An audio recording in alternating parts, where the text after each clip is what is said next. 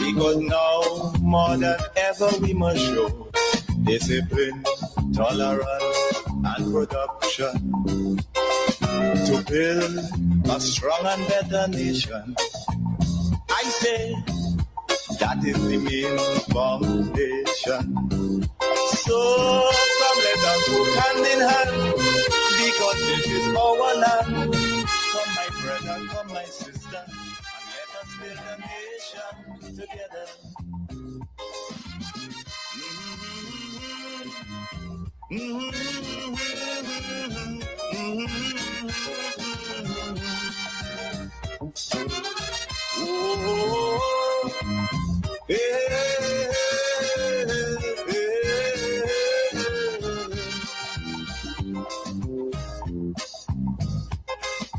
Come, my brother, come, my sister, and let us work together to make this place we call home better.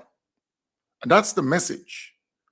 What we have experienced for the last 3 decades was negativity or counterproductivity. So many people trying to undermine, trying to destroy, trying to push Grenada back. But we have turned that page and focusing on nation building, focusing on transforming this place so our children and children will be proud of us all. So we have work to do. And let us put on our gears and do the work so that this place can be better.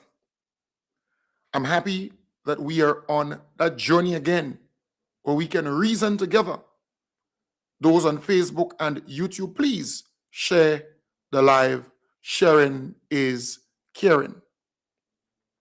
Those on the radio, Vibes 101.3 FM and 106.3 FM, call a friend, call your neighbor, and tell them that I'm on.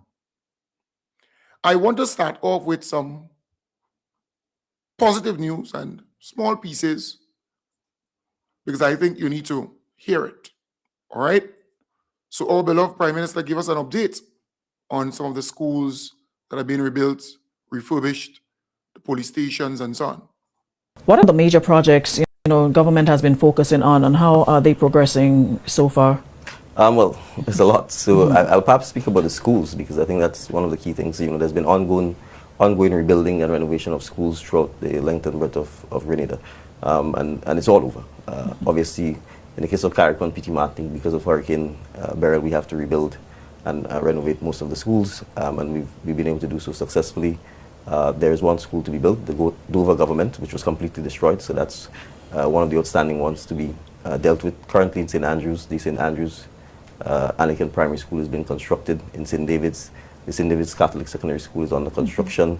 Work has just commenced on the Florida government. Work is going on the Calise government. So a number of other schools, we intend to start work later on this year, we hope, on St. Giles in St. Andrews. So school infrastructure has been one area we focused on significantly. The police infrastructure is one. We've obviously have a new police headquarters on the Caranage that was relocated. Grenville Police Station was relocated, a new building found and remodeled to have the police there. We intend to demolish that current site because it's on a water table next to the sea. Union Police Station, that has to be renovated. Work is currently ongoing on what is called the Victoria Hotel to have the police relocated there. We have to do the Coast Guard barracks as well, because that was burnt and has not been repaired since. So St. David's Police Station, we renovated the St. Paul's Police Station. So there's significant work going on in terms of security and the police at the prisons as well. We are in discussions about building a new prison. In the meantime, we are doing upgrade work to keep the facility as safe as possible given the age of the prisons. We have a package of bridges, particularly in St. Patrick, because St. Patrick has borne the brunt of significant damage as a result of flooding and heavy rainfall in November of 2020 2023, and then we had Hurricane Beryl in 2024. So from Snell Hall to Montfendu to Mades, all of these bridges have to be redone, so we're working on that. Significantly, the Sotez Coastal Breakwater Project, that's almost becoming an emergency. We have lost significant coastline in Sotez. The last time I saw the studies, it said about 50 meters of the coastline had disappeared, and I'm talking here between where the coast was and where the sea was. So the sea has moved inward by about 50 meters. The MP for St. Patrick West pointed out to me it's probably now about 70 meters. We are getting funding from the Caribbean Development Bank to do this, so we are hoping that we can accelerate the final approval process and have a contractor in place, hopefully by the first quarter of 2026, to address that situation.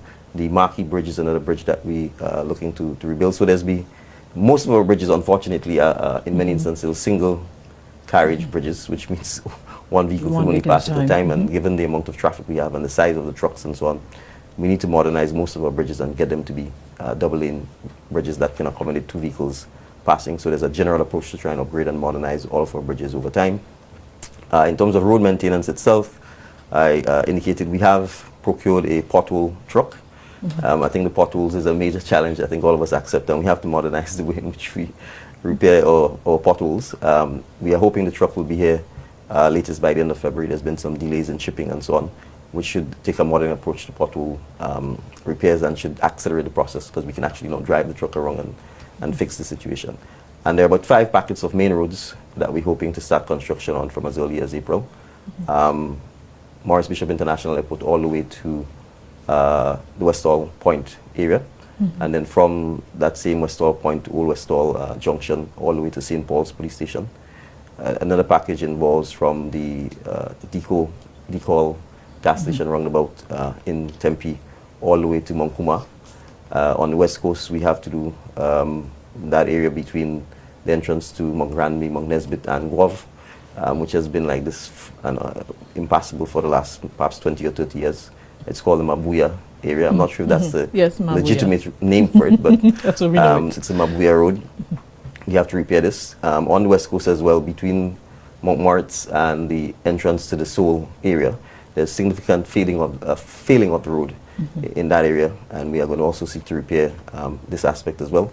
And then obviously from Burns Point to the Republic Bank roundabout, which is essentially the Grand Dance main road, we're going to have to redo the entire road as well. So we are hoping to have much larger contractors who are able to finance, design and build the roads themselves. That's the idea here, is that they will only get paid after the roads are complete, as opposed to the traditional approach where we pay as we go along. And then finally, because this piece is important, the road in Willis, that was a project that was part of the Feeder Roads project, which was assigned to Hanover Construction. I think 10 or so roads were assigned to them.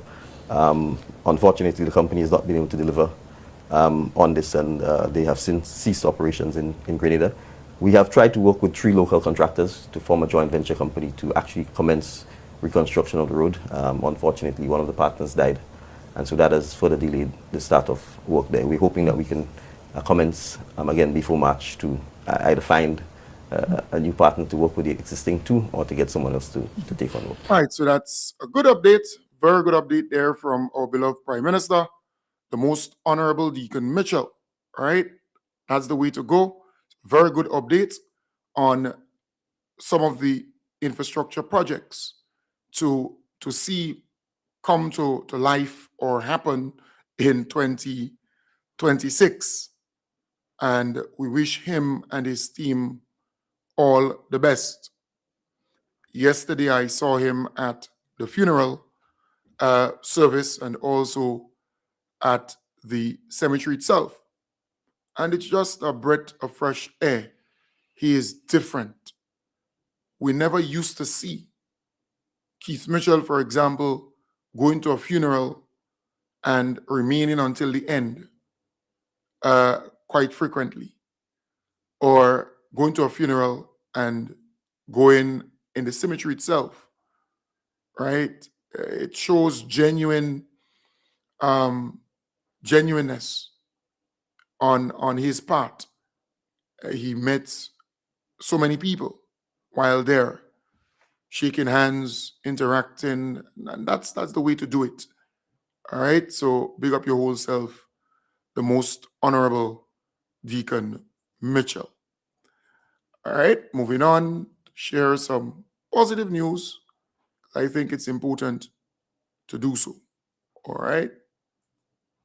Drivers frustrated by the impact of damaged roads on their vehicles may soon get some relief as the government announces the impending arrival of a specialized pothole patcher truck aimed at improving road repairs across the island. Addressing long-standing road conditions requires more than short-term repairs, and the government says it is now investing in the right tools to get the job done properly. A purpose-built pothole patcher truck has been procured to quickly and efficiently repair potholes and minor road defects, improving road conditions and reducing repeat damage. Prime Minister Deacon Mitchell said the specialized truck will be deployed daily to address potholes across the island. Right, so that's very good. Right, that truck will be on island soon, and that would help in road repairs, and it will be done faster. It will be done faster because it's mobile. They're able to move quickly. Prime Minister and Minister for Infrastructure, Honorable Deacon Mitchell, provided the updated completion timeline during a press briefing on Wednesday morning at the Ministry of Infrastructure conference room, as he outlined progress on several ongoing and planned infrastructure projects across Grenada. According to the Prime Minister, the revised timeline for the Cliff Road project reflects technical and environmental challenges encountered during construction. Despite these setbacks, he reaffirmed the government's commitment to ensuring the project is completed to standard and in a sustainable manner. The Prime Minister acknowledged that progress has been slower than anticipated, but emphasized that corrective measures are being implemented to keep the project on track for its new completion target. This project was originally designed by Beston Consulting as part of the larger Western Main Road project. Don't ask me how it was part of the Western Main Road since it's on the Eastern Main Road, but that is what we meant. The project seeks to rehabilitate a section of the Eastern Main Road linking, as you know, the Springs to Woodlands Junction to the Cliff to Woburn Junction. It's approximately 0.6 kilometers of road. The contract was awarded to CCCI, that's 4 C's and an I, and the supervising consultant is Safed Inc., whose principal is Timothy Bubb. The original contract sum was $16,541,362.60, and the estimated cost to complete the work, what is left, is around $7 million worth. Payments to both the contractor and the consultant as of the end of December 2025, based on approved valuations, are up to date. He further stressed that despite challenges faced on several projects, the government remains committed to balanced and sustainable development that supports economic resilience and inclusive growth across the island. Yes, the project progress has been unacceptably very slow due to a number of factors, most of which can be attributed to the contractor's slow pace of work, despite several attempts to help and several interventions by the ministry itself. We were promised an end of December 2025 a completion date to allow traffic to at least pass. That did not happen. There have been continued delays in the provision of the approved asphalt mix from the asphalt mix design from the contractor. We have to approve that design to make sure that it is integrity-wise, it is solid and obviously can withstand the significant amount of vehicular traffic that we expect on the area. And the backfilling, because you would appreciate that there was significant excavation and retaining walls constructed. The compacting of that backfill had to be done in a very meticulous manner to ensure the integrity of the road. And that was particularly in December delayed by the rains. And so it has progressed slower than we would have wished. Notwithstanding that, the revised completion dates are that within the first quarter of 2026 and by the middle of next month, February, the road should be open for traffic, and then we should expect that by the end of March, most, if not all, of the construction work on the road. Right, that's really good. That's really good. All right. So that work is progressing nicely now. And look, I've said on many occasions, there are people in different departments, different ministries, companies who have an agenda. And that agenda is in my belief, to slow down many of those projects, to slow it down, to frustrate the whole system. So happy to see that they're doing some work, and it's progressing rather quicker than before. So that's the way to go. Let me now play this piece for you. Speaking during last night's DMs with the PM, Prime Minister Deacon Mitchell said one of his strongest criticisms is against policies that deny entry to people wearing sleeveless tops or short pants. He noted that when he sought explanations for the origin and purpose of these rules, no one was able to provide a clear answer. Prime Minister Mitchell questioned why members of the public who are negatively affected by the restrictions have not been more vocal in calling for change. He emphasized that meaningful reforms begins when citizens advocate for what is right and challenge outdated practices.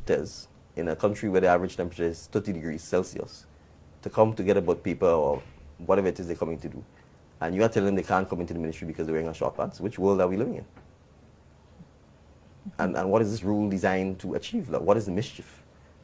It's senseless.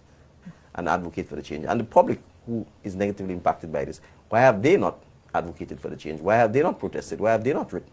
The Prime Minister also encouraged individuals who are turned away from government institutions due to their attire to protest peacefully and reference his public position on the matter. He stressed that dress choices such as sleeveless tops or short pants should not be used as a basis to deny citizens access to government services.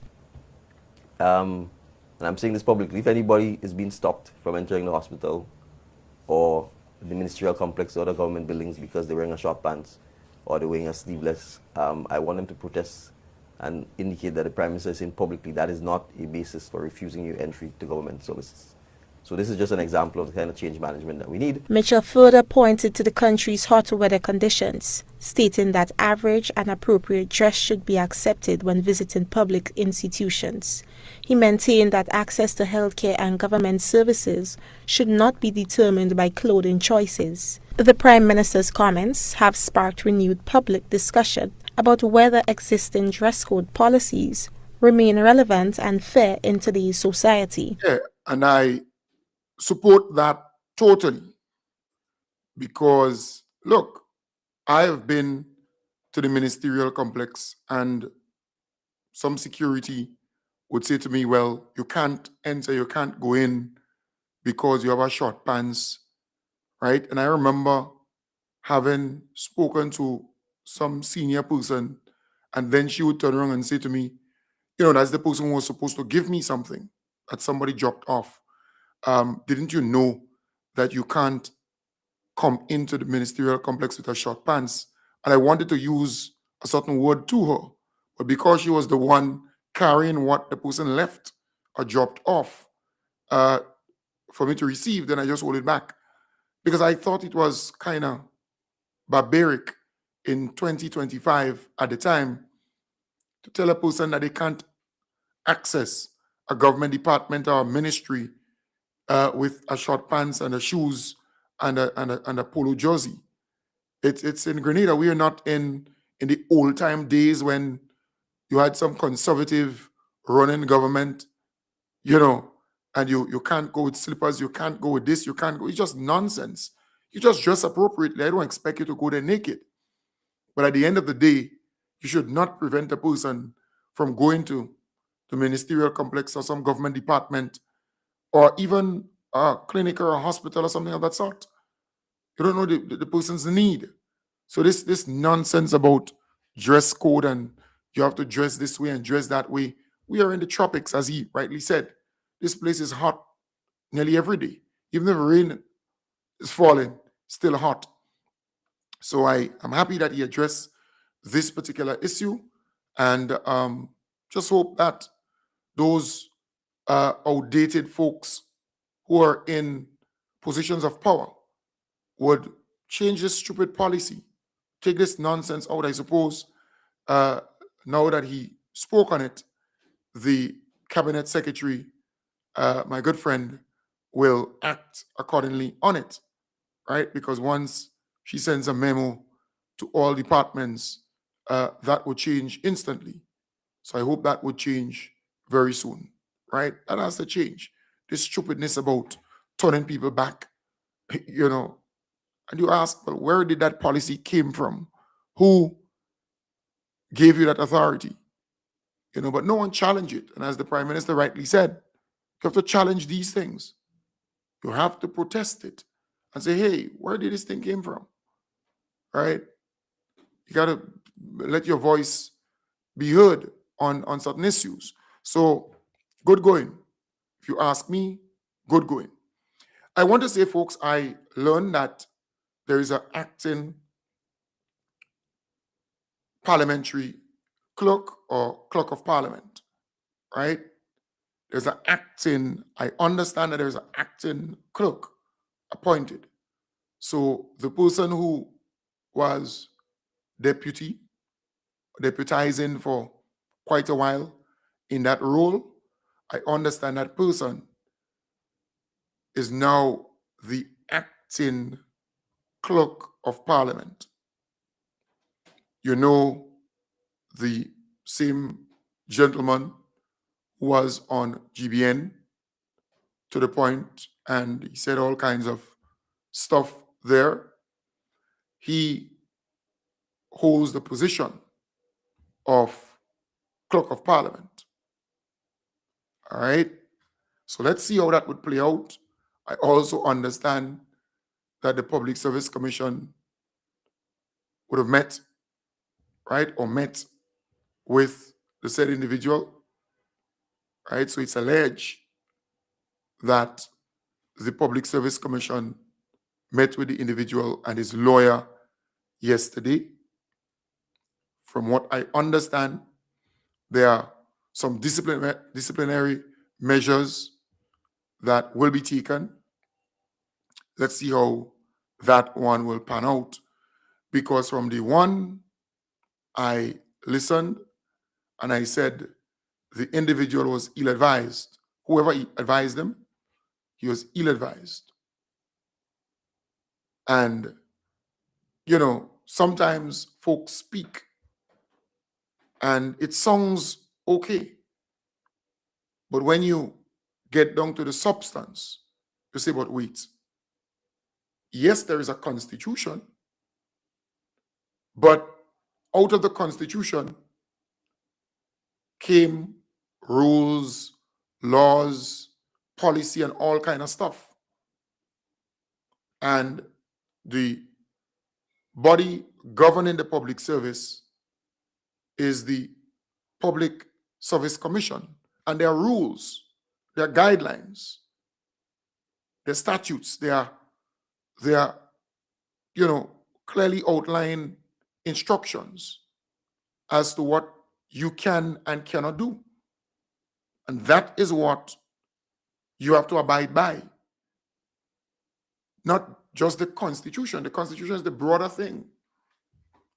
So yes, you have freedom of expression in the Constitution as a fundamental right. But you can't just go in the police station or you see a police and you start cussing or using obscene language or insulting language or whatever. So you could express yourself, but there are consequences because there are rules, there are laws. So if you know that the rule says you have to seek permission from the Public Service Commission to go on a program to talk whatever, because that was partisan politics when the individual went there, in my belief. So if that is the rule, you abide by the rule. Simple. And if the rule says that you ought not to be involved in partisan politics or politics, right? Once you're a public servant, then you have to abide by that. To be appointed as a caretaker, it is a partisan thing, right? Because it's not government, instead it is party. Party. So that's important. Party politics. So again, let's see how it will play out. Because there are some people who want confrontation, who want some kind of showdown. And I can tell you, because I have inside cable on what the individual and the people around the individual want. The individual wants the government to wrong him. And then he takes it to court. And then he has a talking point. And then they would have a by-election because the next individual will resign as a member of parliament, and then there will be a by-election in that constituency. And the party will hope to get momentum out of that by-election, because the NDC not going to really put up a fight in that constituency in a by-election. It's tactically strategic not to. If they do, there is a great probability that the NNP going to win it. And out of that comes some momentum. So that is what the individual is hoping would happen. And the people around him. But he's not getting that. You see, sometimes they want you to feed the beast. And if that doesn't happen, then the beast either gets tame or suffer a political death. All the momentum, all the hype, everything else just dies or die, right? All those stuff just die out. So I'm saying it's not happening the way that the individual wants. It's just not happening. And you can expect as we move forward, because you see, some of these guys believe that they're smart or smarter, but they're not clever. They are not clever. And I'm also saying to you, I have cable, which says to me that the individual and the people around him, they believe what happened with Keith Mitchell and Blaze in the 80s or 90s could happen with him and Emlyn Pay, because he knows that Emlyn Pay is an epic failure on the part of the party.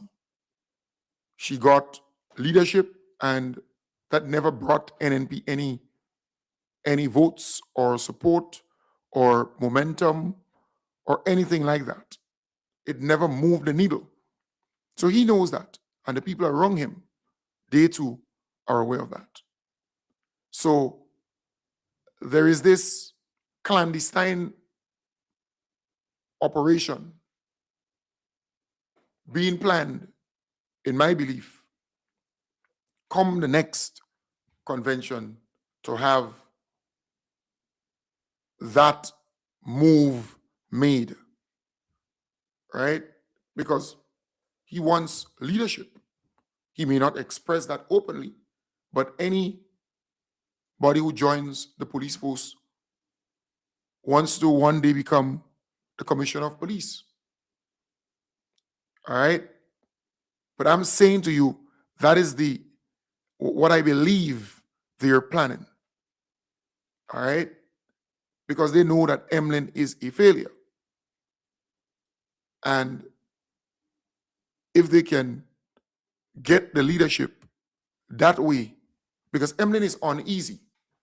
I saw her husband up at that funeral I went to on Monday in Riversali of that side. They know what's coming.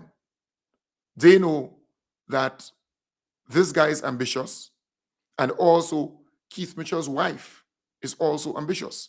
Do not underestimate her.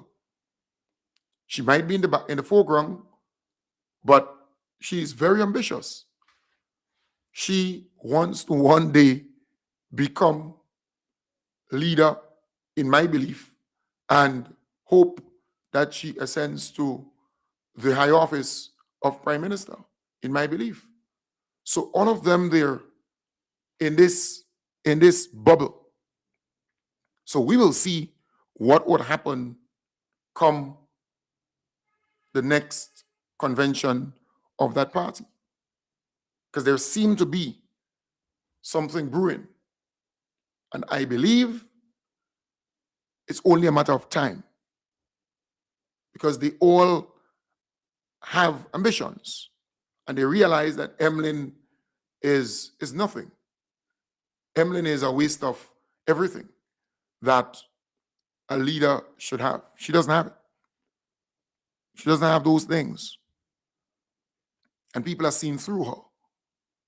So let us see how it goes.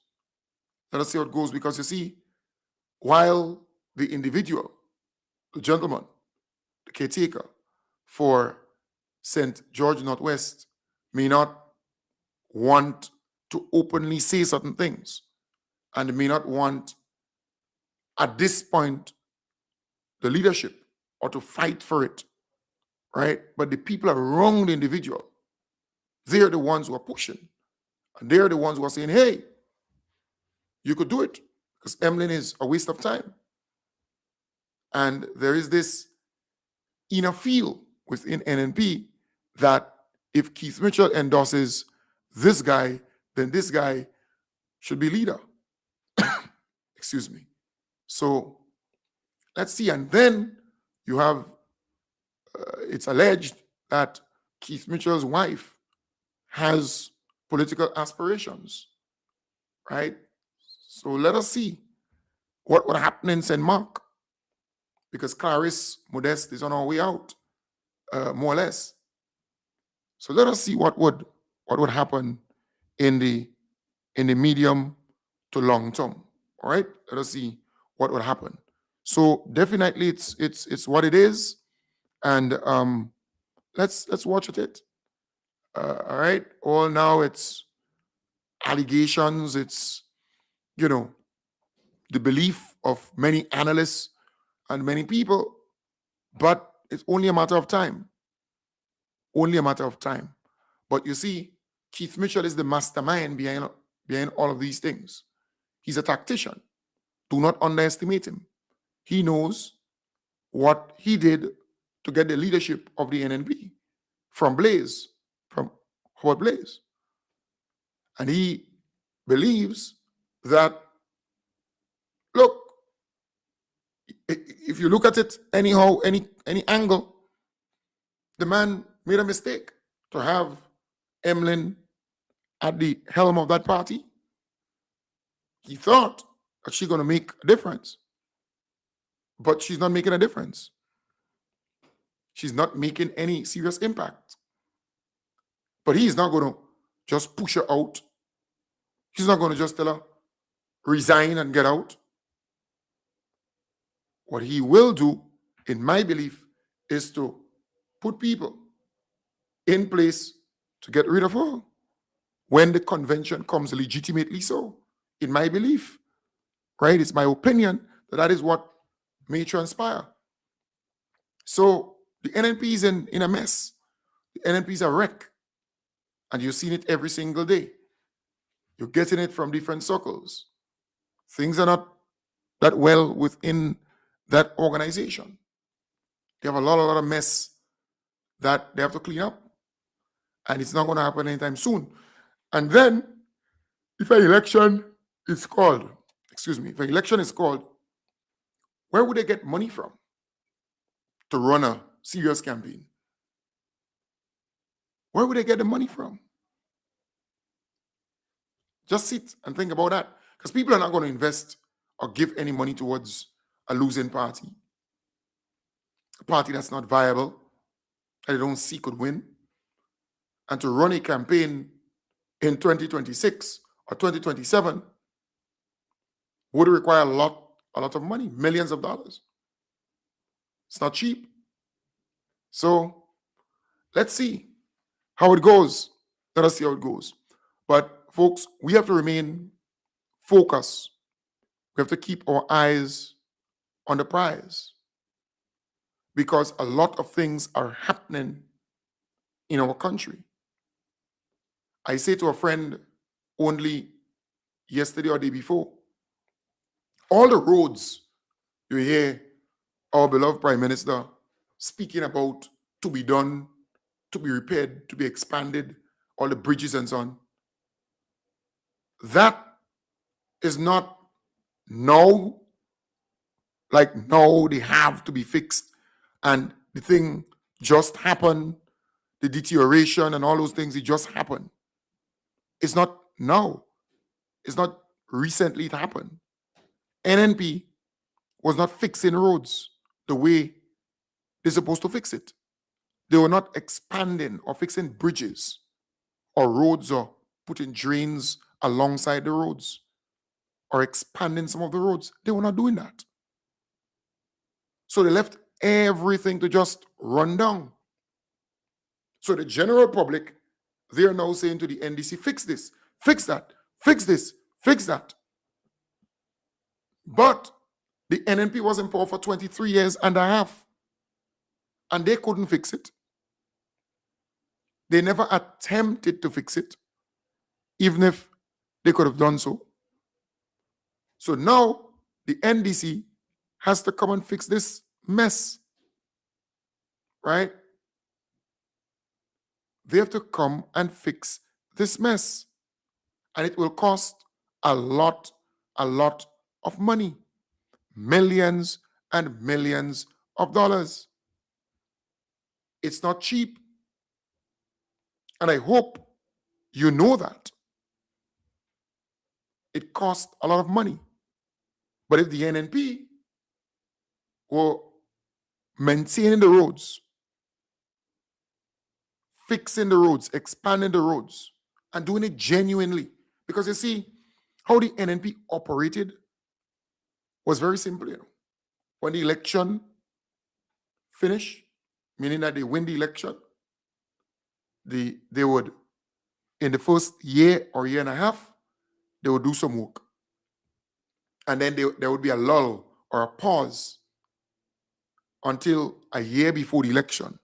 They would come back on the scene again and they would start fixing personal roads. So they would ignore the main roads. They would not do any work on the main roads because it would not give them any political mileage, because a year before the election.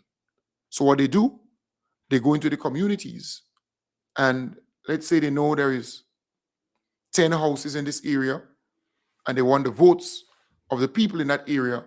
They would do a piece of concrete road and maybe a piece of concrete drain. And in some instances, they just do the road and no drain. And then they get the votes and they go to another community, other area, and they do a similar thing. So that is what they were doing for all of the years. They win the election, they do a little work in the first year and a half, and then they just hold up on things. And then coming to the end of the term, when they are about to call the election, then they start doing concrete roads and concrete drains and fixing people's house and giving them windows, giving them doors, fixing the roof and giving all that debushing work to cut bush on the side of the road. And that's what they were doing.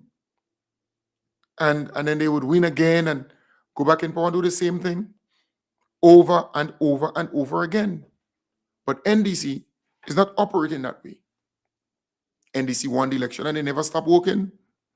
They never stopped doing things for our people. And we have to acknowledge that. We must acknowledge that the NDC style of governance is different. They're not just about votes, although it involves that, but they're not just doing it for that. They're doing it because they want to see the place transformed.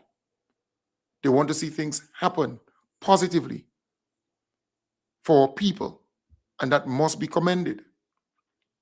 So if the NNP were maintaining roads and fixing roads and expanding roads and putting drains and so on alongside them, then that would have been, at least the situation would have been different, right? The NDC would have had it easier, instead of they have to now fix all of these roads, all of these bridges, all of these drains, and all of this. Look at the condition of schools.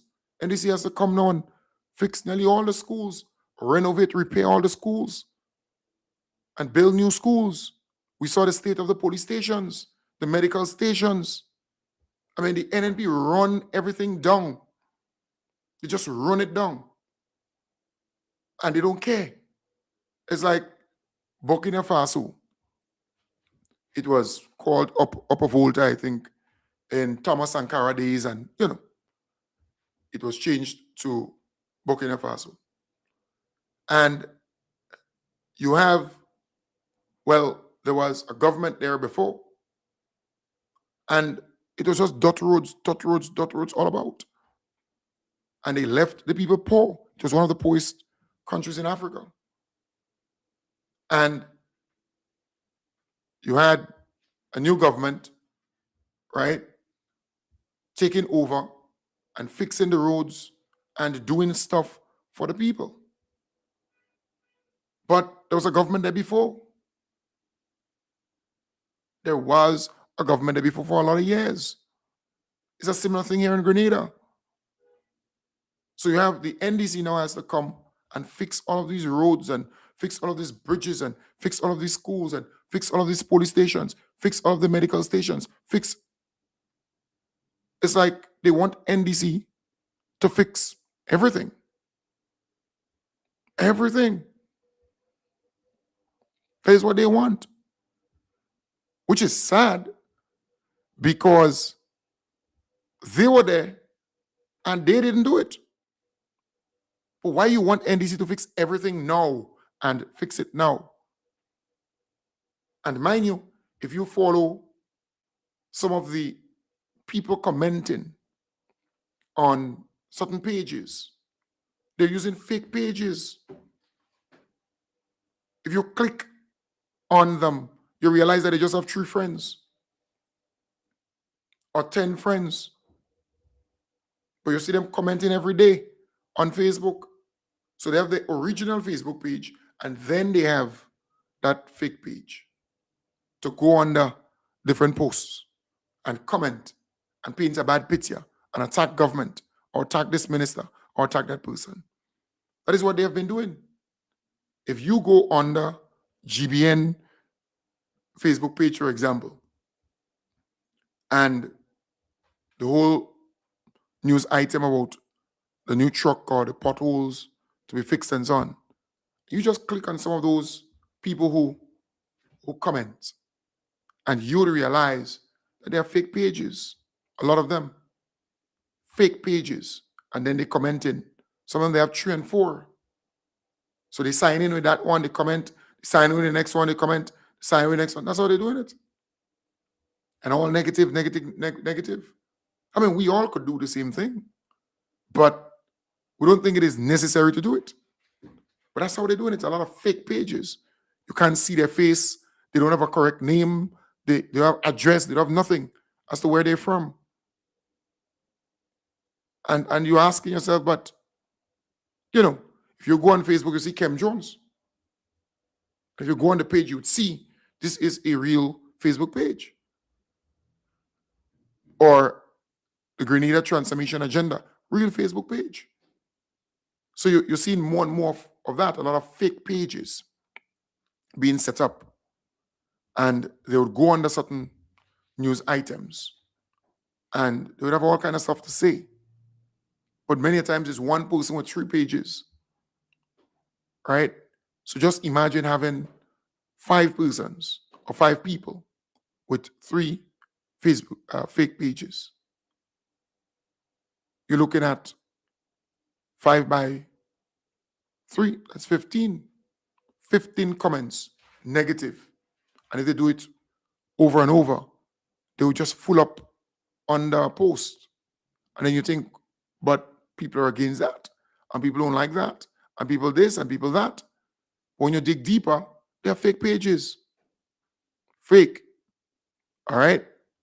So I'm saying at the end of the day, it is important, right? So let me just block this person here. All right.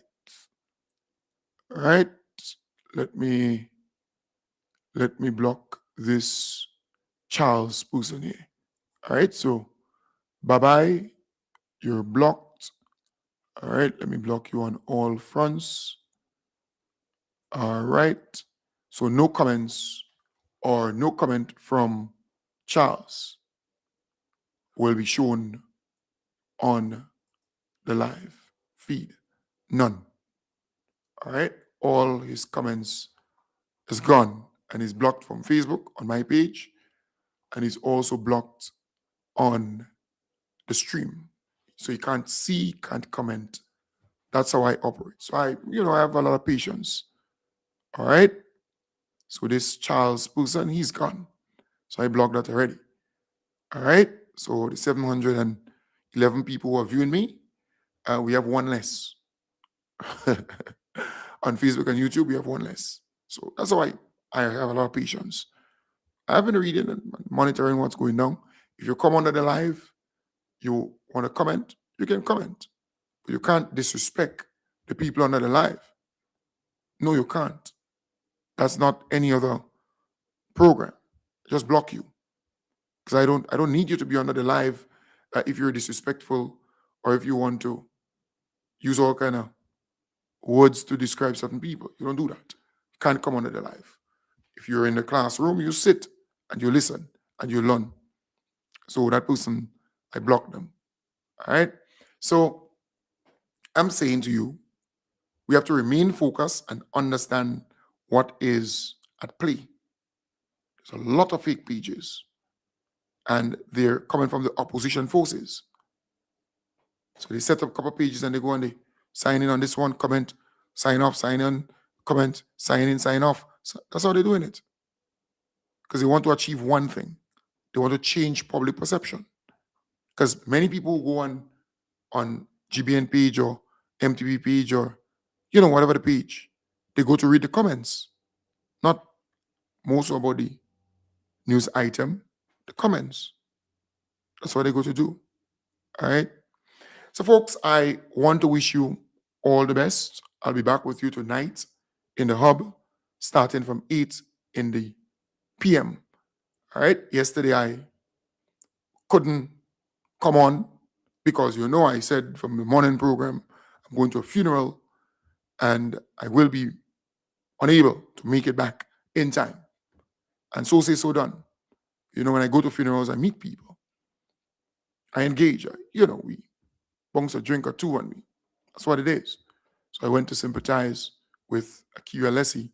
Her mom passed. The funeral was massive, huge. Everything was well organized from start to end. And Akira, you held up really strong. All right. Coming to the end of your eulogy. You made a little cry there, but I know it's not easy. And it won't be easy in going forward. All right. But I had to be there. It's a young lady that I knew when she was young. Just finished convent.